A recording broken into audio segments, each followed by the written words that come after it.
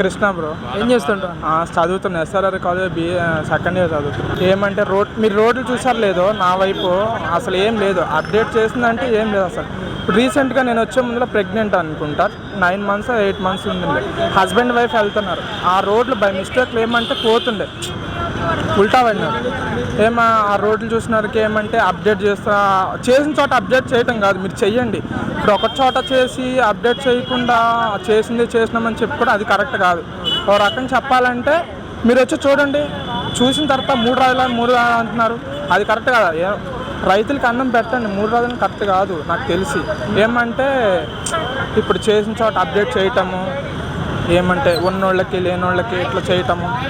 ఇప్పుడు పథకాలు అంటారు, ఆల్మోస్ట్ నాకు తెలిసి కొన్ని పథకాలు బెటర్గా ఉన్నాయి, మిగిలినవన్నీ వేస్ట్ నాకు తెలిసి. ఇప్పుడు వాలంటీర్ అంటున్నారు, మీరు వాలంటీర్ అంటే ఇప్పుడు బీటెక్ చేసిన వ్యక్తి కూడా ఇప్పుడు ఎక్కడ 40-50,000 చేసిన స్టూడెంట్ కూడా ఒక 4,000-5,000 చేస్తుండ్రు. అది కరెక్ట్ కాదు. మీరే ఆలోచిస్తున్నారు, 40,000 అంటున్నారు, దేనికి మళ్ళీ ఎక్స్చేంజ్ చేస్తా అంటున్నారు. ఇప్పుడు అది కరెక్ట్ కాదు కదా. ఇప్పుడు బీటెక్ చేసిన ప్రతి స్టూడెంట్ కూడా దాంట్లో అది ఏం చేస్తున్నావు అంటే వాలంటీర్ ఎంత ఇస్తున్నారంటే 4,000. ఇప్పుడు నువ్వు చేసింది ఏంటంటే ఎడ్యుకేషన్ ఎంత హైయర్ లెవెల్ ఎడ్యుకేషన్ కదా, నువ్వు చేసేది ఏంటంటే 4,000. అదేమన్నా అంటే నాకు ఇష్టం అంటున్నారు. ఎక్కడ 35,000 ఎక్కడ, 4,000 ఎక్కడ? అది అంటే ఇక్కడే సింక్ అయిపోతున్నారంటారా? ఇక్కడే సింక్ అవటం అంటే వాళ్ళ మైండ్ మెచ్యూరిటీ మారాలి. ఏంటంటే ఓటు అనేది ఒకటి ఉంది, మీరు ఎవరికి ఎంచుకోవాలి ఏంటనేది దాంతో ఎంచుకొని వీళ్ళకి వేయాలి, వాళ్ళకి చూస్ చేసుకోండి ఫస్ట్. అంతేగాని నేను అది వాళ్ళకి వేస్తాను ఇది వేస్తాను అది కరెక్ట్ కాదు. టీడీపీకి ఎందుకు ఓటు వేయాలని అనుకుంటున్నాను? టీడీపీ అంటే ఆయన చేసినవి బాగానే ఉండింది, చాలా మోర్ దెన్. ఏమంటే ఇప్పుడు అపోనెంట్ వాళ్ళు తిన్నారు అంటున్నారు, మీరు ప్రూవ్ చేయాలి కదా ఏం తిన్నారు. ఇప్పుడు ఈయన వేసుకునే కాస్ట్ చెప్పులు దగ్గర 1 lakh అంట. 1 lakh దేనికంటే నాకు అర్థం కాదు.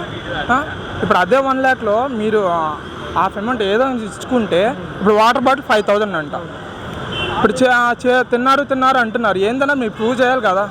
అక్కడికి వెళ్ళి ఇదేమంటారు ఇంకా అసలు 3 రాజధానుల కాన్సెప్ట్ కూడా తీసుకొచ్చారు. 3 రాజధానులు అనేది అది తప్పండి అసలు నిజంగా. ఇప్పుడు ఏదో ఆస్ట్రేలియాలో బేస్ చేసుకొని ఇక్కడ నువ్వు దింపడం అది కరెక్ట్ కాదు అసలు. సో ఇంకా ఒక్కటే, లేదంటే ఉమ్మడి రాజధాని హైదరాబాద్ అని ఉండాలి, లేదంటే అమరావతి అని ఉండాలి. ఇప్పుడు అమరావతి ఏంటంటే మోర్ దెన్ చాలామంది రైతులు అక్కడే దాని మీద డిపెండ్ అయి ఉన్నారు, నాకు తెలిసి 100% దాని మీద డిపెండ్ అయి ఉన్నారు.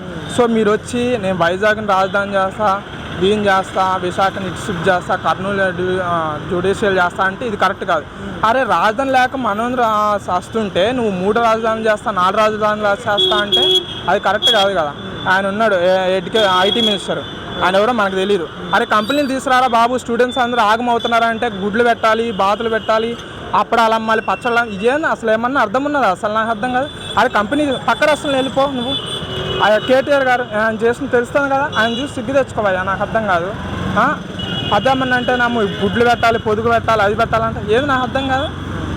అసలు ఎలా ఉంది అసలు మంత్రులు కానీ ఎమ్మెల్యేలు కానీ ఏదంటే ఏం లేదన్న. వీళ్ళు ఏంటంటే ఇంకా ఎట్లనే డిసైడ్ అయిపోయారు, రాము అని చెప్పి డిసైడ్ అయిపోయినారు, దోచుకుందాం అని లెక్కలోనే ఉన్నారు తప్పితే అప్డేట్ చేసినారు.